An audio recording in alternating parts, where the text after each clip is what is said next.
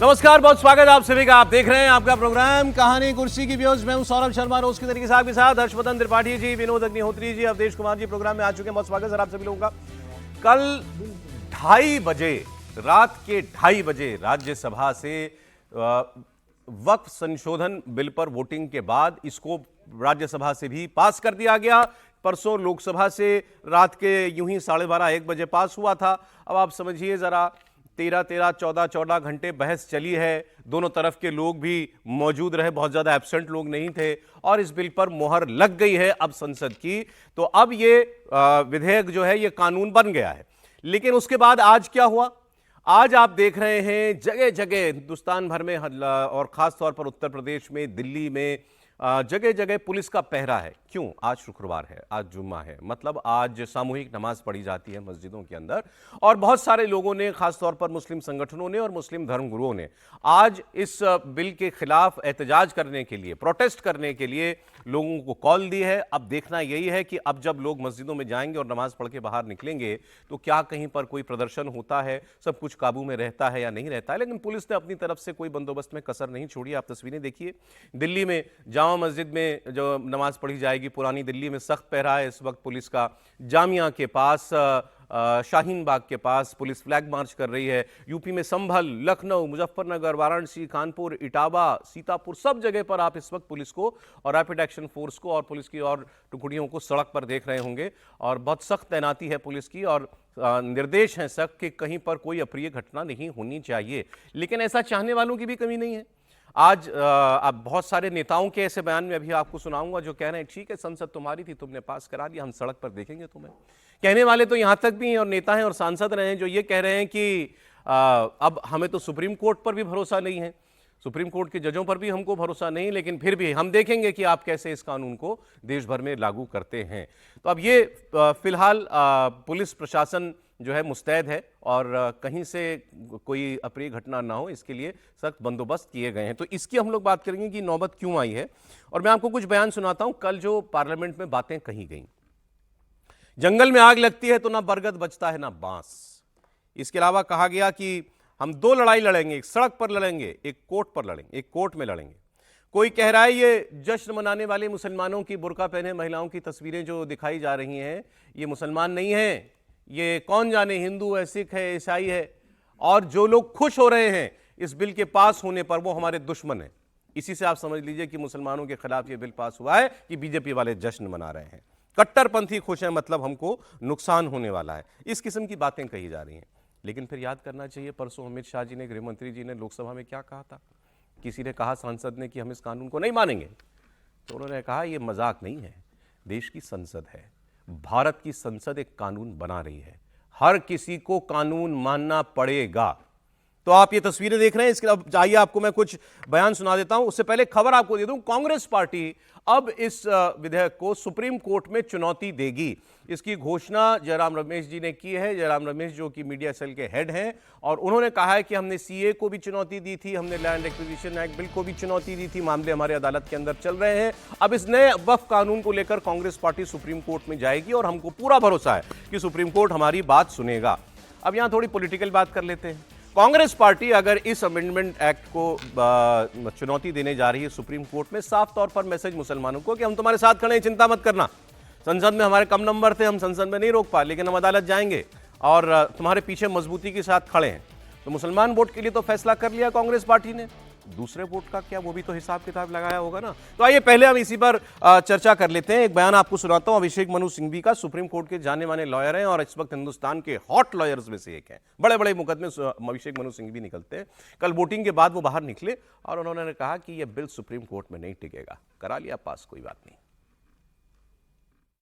ये जानबूझकर अपने बहुमत का दुरुपयोग करके जोर जबरदस्ती से, गणतांत्रिक तरीके से नहीं ये डाला गया है, थोपा गया है। नंबर 2, मुझे इस पर कोई संदेह नहीं है कि अगर इस पर चुनौती दी जाएगी कभी भी बाद में, तो बहुत अच्छा चांस है कि न्यायपालिका इसको असंवैधानिक करार करेगी, विशेष रूप से अनुच्छेद 26 और 25 के अंतर्गत संविधान के। नंबर 3, ये बहुत हद तक जो स्वायत्त है, ऑटोनॉमी है, अधिकार क्षेत्र है, अपने खुद के संस्थाओं को स्वचालित करने का मुस्लिम समुदाय में, उसको ये हनन करता है, ले लेता है, नष्ट कर देता है। इसलिए मैं इसको संवैधानिक मानता हूँ और ये दुराव करेगा, ये आपसी वैमनस्य करेगा, अविश्वास करेगा, इसलिए मैं इसकी भर्त्सना करता हूँ।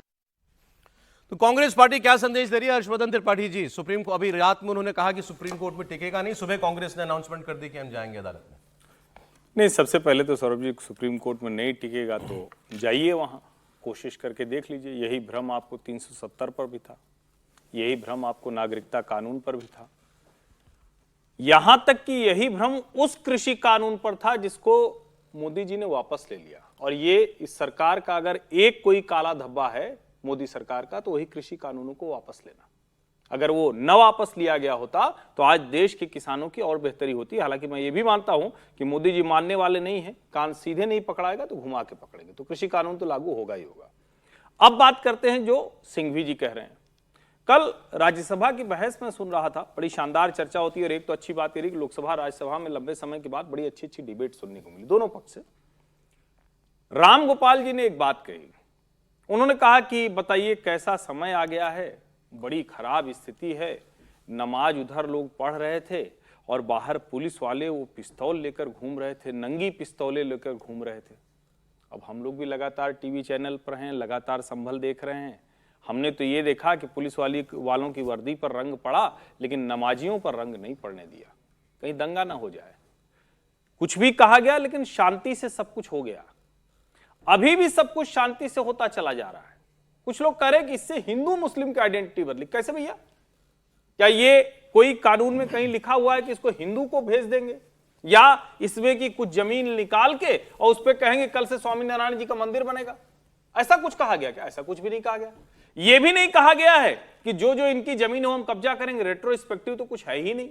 लेकिन आप सोचिए कि कितना बड़ा गड़बड़ झाला है। अगर 100 रुपए की जमीन है तो 61 रुपए की जमीन वो फर्जीवाड़े वाली है, उस पर कोई न कोई विवाद है और उस पर ये लोग खड़े।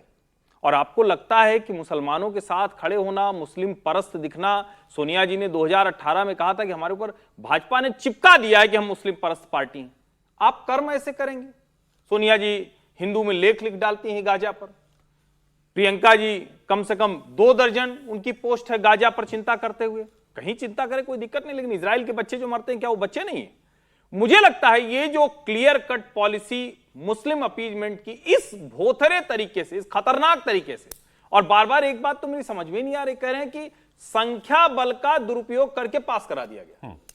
अरे भाई, संख्या बल से ही तो चलता है ना, संख्या बल से ही तो चलता है ना, वरना और कौन सा तरीका है? आप इतने सालों से सरकारों में रहे, जवाहरलाल नेहरू, इंदिरा गांधी, राजीव गांधी, सोनिया गांधी जी वैसे नहीं रही लेकिन वो सुपर प्राइम मिनिस्टर थी। तो कुल मिला के जो 4 पीढ़ी से रह गए, कैसे रह गए?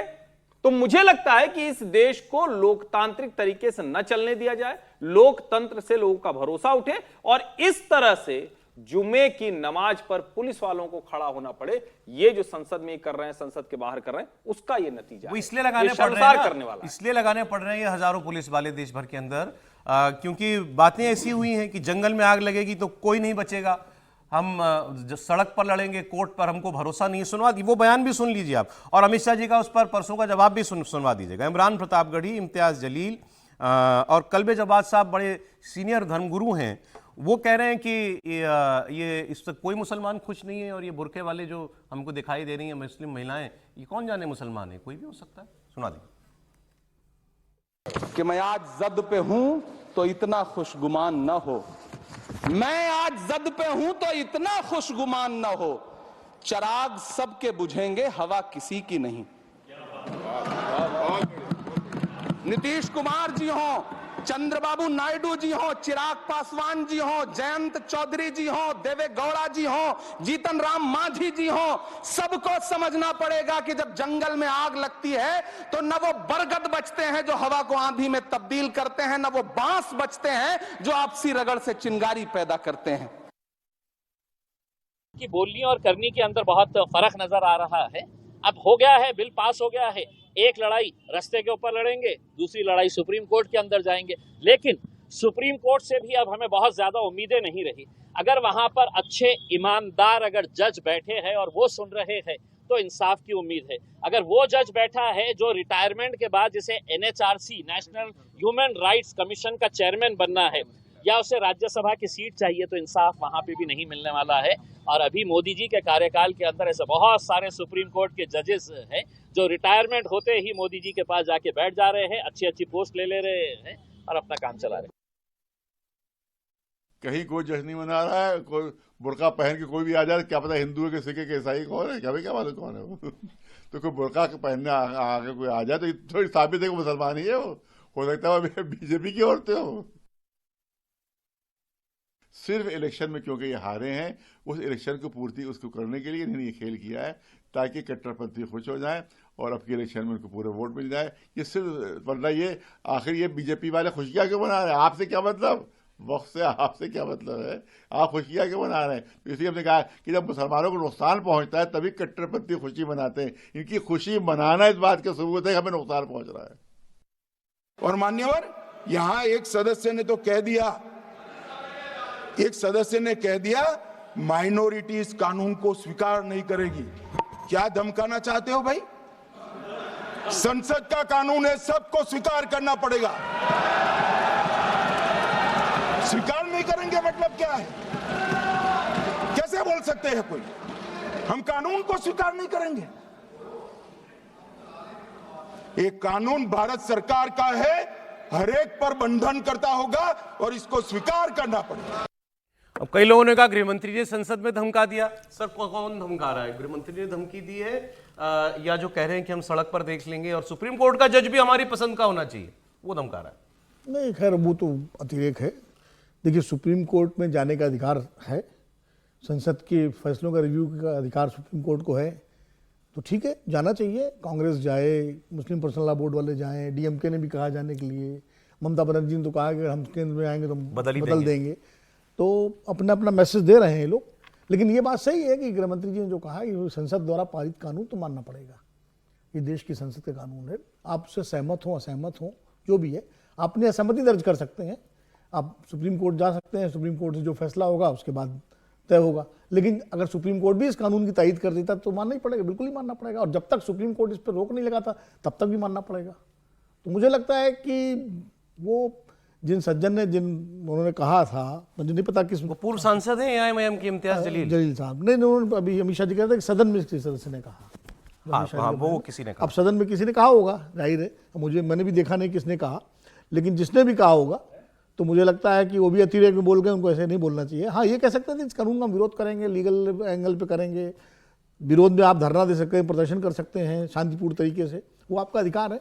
लेकिन कानून की परिधि में तो सब आते हैं। कानून एक बार पास हो जाने के बाद और राष्ट्रपति के दस्तखत के बाद तो जो भी इस देश के लोगों को लगा दे रिपीट ऑफ CA होगा, जो सड़क पर प्रदर्शन होंगे, उसकी वो ऐसा ना हो, उसी के बंदोबस्त के लिए ये पुलिस वाले हैं। वो ये तो खैर आ चुकी जुम्मे की नमाज है, जुम्मे की नमाज में कोई भी कोई भड़काने वाली कार्रवाई कर सकता है, तो इसमें एहतियातन पुलिस लगाना जरूरी है। न लगाते अगर कोई घटना हो जाए तो हम ही लोग कहेंगे पुलिस क्यों नहीं लगाई, जब इतना बड़ा संवेदनशील मामला था। सब जो लोग आलोचना करेंगे सरकार की, तो अगर एहतियातन पुलिस लगाई, देखिए ये पुलिस कोई पहली बार नहीं एहतियातन लगी। जब भी इस तरह के मामले होते हैं, चाहे किसी पक्ष के हो, तो प्रशासन पुलिस लगाता है। आप देखिए जब अयोध्या का आंदोलन चल रहा था तब भी पुलिस लगती थी सड़कों पर कि भाई कोई ऐसी घटना ना हो जाए कि जिससे कोई हो। तो ये तो सरकार, जो भी जिसकी सरकार होती है तो पुलिस लगाती है कि शांति व्यवस्था बनी रहे। होली पे पुलिस लगी, ईद पे पुलिस लगी, इसलिए लगी। तो पुलिस लगाना कोई गलत नहीं है, न लगाए पुलिस तब जरूर है। नहीं, गलत नहीं, नौबत क्यों आ रही? कोई वक्त खत्म हो गया क्या देश में से? नौबत तो इसलिए अमेंड हुआ है। नहीं, नौबत इसलिए आ रही है जिनको, देखिए जिसको इस कानून से असहमति है, देखिए ये स्वाभाविक है, जिसको इस कानून से अब मंडल आयोग जब लागू हुआ तो याद करिए सड़कों पर कितना प्रदर्शन हो रहा था, कर रहे थे कि बच्चे जल रहे थे, मंडल के टाइम में हुआ था नहीं? वो भी तो सरकार ने फैसला किया था, केंद्र सरकार का फैसला था, लेकिन विरोध किया लोगों ने, बाद में सुप्रीम कोर्ट ने उसको इंडोर्स किया। तो इसलिए जब कभी इस तरह का कुछ भी कानून पास होता है जिससे एक वर्ग असहमत हो तो इस तरह की आशंका होती है, इसलिए पुलिस प्रशासन तो सर, दो विषयों पर आपकी राय चाहिए। कांग्रेस पार्टी का इसको चैलेंज करने के लिए सुप्रीम कोर्ट में जाना, और आपको लगता है क्या कि जो लोग धमकी दे रहे हैं सड़क पर देख लेंगे, कुछ ऐसा होगा? नहीं, देखिए दूसरा विषय का यह है, चूंकि 3 वर्षों से अब हिंसा की घटनाएं छिटपुट नहीं रही है, देश की एक अस्थायी प्रवृत्ति बन गई है। और मैं तो आपके चैनल से मुझे जैसा लग रहा है कि आने वाले समय आपको रामनवमी के जुलूस पर भी कहीं न कहीं हमले होंगे ही। तो ये जो शुरुआत है जिस ढंग से अब वो सड़कों पर उतर के एक अस्थायी और स्थिर प्रवृत्ति बन गई है, हिंसा करना और हमला करना, भले उसको पुलिस के कारण कहीं रोक दिया जाए, उसमें ये अस्वाभाविक नहीं है कि कहीं भी इसके कारण हिंसा हो जाए।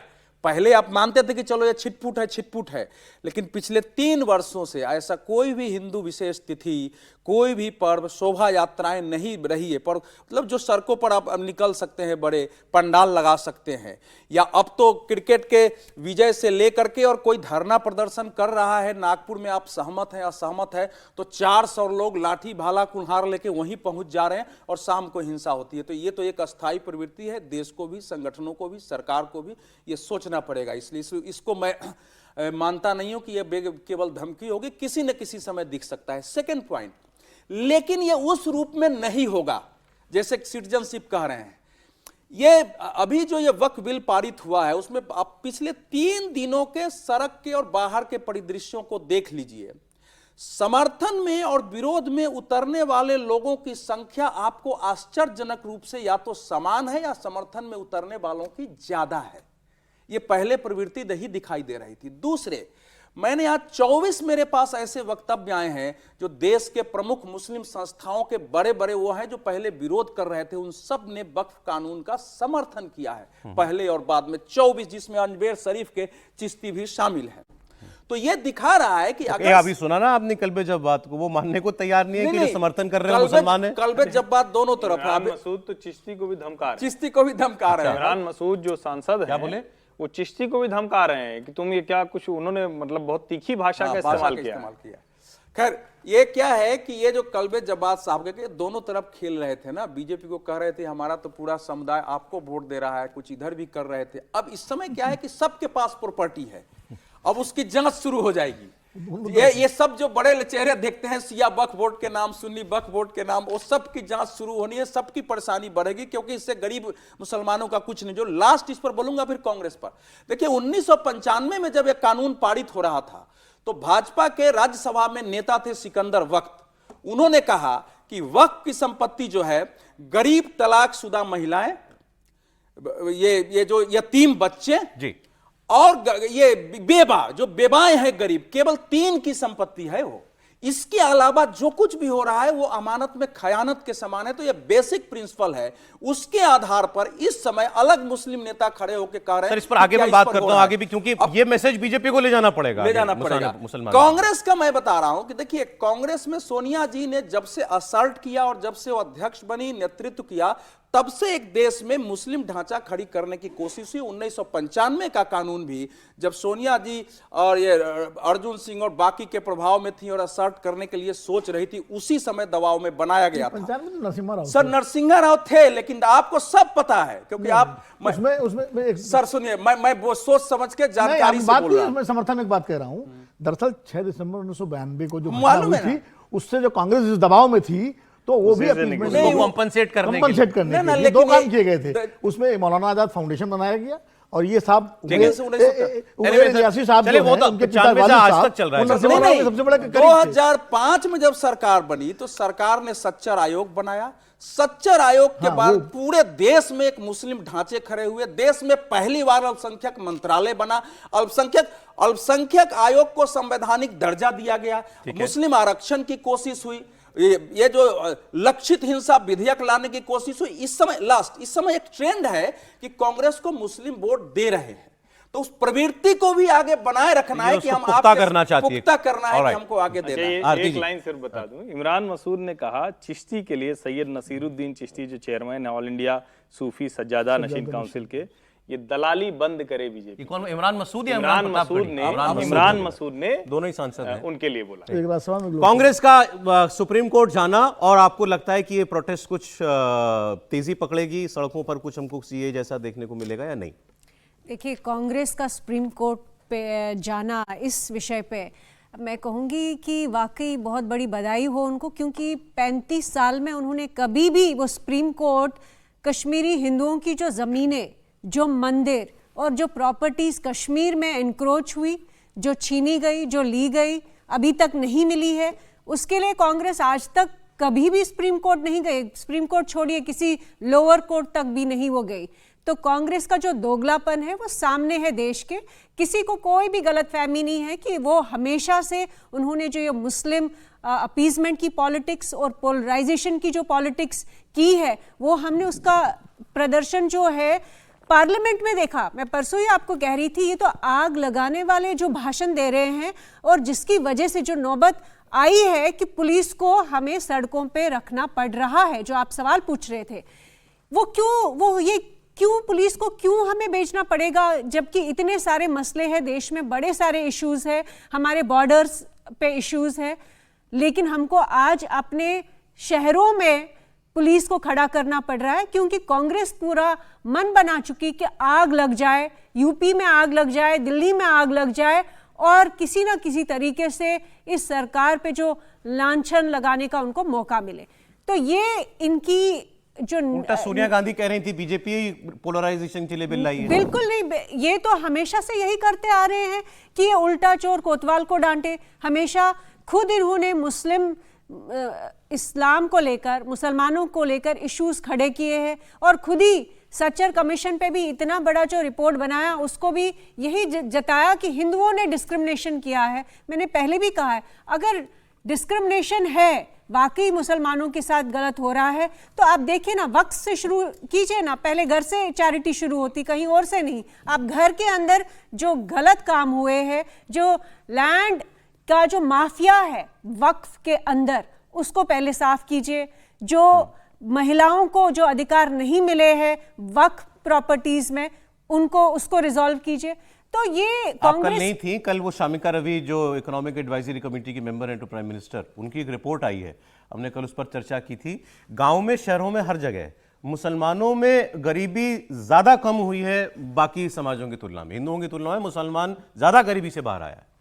नहीं, बिल्कुल मैं ये कहना चाहूँगी कि पिछले 11 साल में मैंने बहुत देश के कोनों कोनों में जाके मैंने जो सेंट्रल गवर्नमेंट की स्कीम्स है, जिसमें घर के लिए जो रिलीफ मिल रहा था, पैसा मिल रहा था, जो उज्ज्वला स्कीम में जितनी भी स्कीम्स है, उसमें मैंने कहीं डिस्क्रिमिनेशन नहीं देखा। मैंने ये नहीं देखा कि सिर्फ हिंदुओं को मिल रहा था और मुसलमान नेबरहुड्स में जो महिलाएं थी या जो गरीब तबके के मुसलमान थे उनको कोई स्कीम्स नहीं मिली। अगर आप देखें स्कॉलरशिप्स और फेलोशिप्स जो इसी सरकार ने, मोदी सरकार ने दी है गरीब मुसलमान बच्चों को, तो उसका कंपैरिजन करें कि यूपीए ने क्या किया है, तो मैं कहूँगी कि इनफैक्ट आपने सही कहा कि मुसलमानों के अंदर जो पॉवर्टी को नीचे गिराने के जो जितने भी प्रोविजंस थे वो अच्छी तरह से इम्प्लीमेंट हुए हैं और उसका कारण है कि हम देख रहे हैं कि आज बहुत सारे जो आपने देखा वो महिलाएं जो प्रदर्शन कर रही थी, बिल की अमेंडमेंट जो अभी पास हुई उसके हक में कर रही थी। और वही गलतफहमी जो कांग्रेस ये पाल के रख रहा है और उनको लग रहा है कि मुसलमान उस मंशा से, उस जो विचारधारा से निकल ही नहीं पाएंगे जो उन्होंने पिछले 75-77 साल। फाइनली आपको लग रहा है कि मुसलमान सड़कों पर उतरकर कोई बड़े लेवल पर प्रोटेस्ट करेगा या नहीं? मुझे नहीं सरकार मनाने में, समझाने में मुझे नहीं लग रहा है कि बड़े लेवल पे जो भी अगर होगा तो उसमें जरूर कहीं ना कहीं मैं कहूंगी कि जो एलिमेंट्स है, कुछ बहुत ही चंद फ्रिंज एलिमेंट्स है, वो इन्वॉल्व होंगे। बड़े लेवल पे मुसलमान समुदाय इस बिल के साथ है।